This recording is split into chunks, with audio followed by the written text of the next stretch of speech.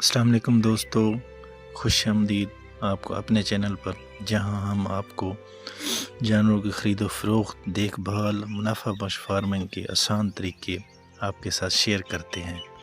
آج کی ویڈیو میں ہم بات کریں گے بہترین فارمنگ کے لیے، منافع بخش فارمنگ کے لیے کس طرح کے جانور کا انتخاب کیا جائے گا، کون سی نسل کے جانوروں کا انتخاب کیا جائے گا اور ان نسلوں کی کون سی خصوصیات ہونی چاہیے۔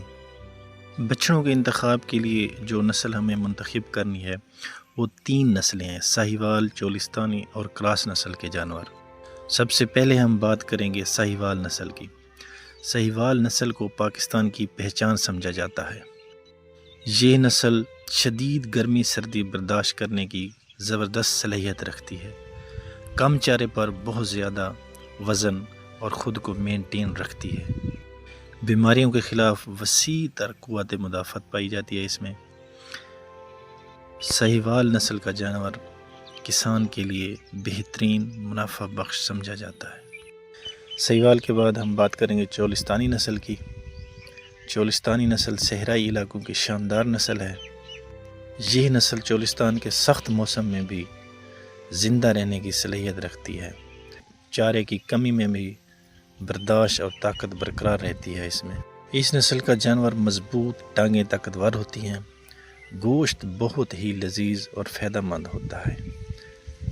اس نسل کے جانور زیادہ تر چراگاہوں میں بہتر سمجھے جاتے ہیں، زیادہ لمبا سفر بھی کر سکتے ہیں اور چرنے میں بھی بہت زیادہ مہارت رکھتے ہیں۔ لاسٹ میں ہم بات کریں گے کراس نسل کی۔ یہ دور جدید کی ایک بہترین نسل ہے، مقامی اور غیر ملکی نسلوں کا بہترین امتزاج ہے۔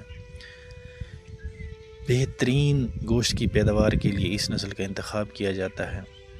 اگر آپ فارمنگ میں بہت زیادہ اوسط لینا چاہتے ہیں تو کراس نسل جو ہے نا بہترین ہے، بہترین انتخاب۔ کراس نسل کا جانور بہت زیادہ وزن گین کرتا ہے اور جلدی وزن گین کرتا ہے، لیکن اس کو خریدتے وقت خیال رکھنا چاہیے کہ وزن کے حساب سے خریدنا چاہیے۔ دوستو، اگر آپ جانور پالنے، خرید و فروخت یا فیٹنگ کے بارے میں سیکھنا چاہتے ہیں تو ہمارا چینل سبسکرائب کریں۔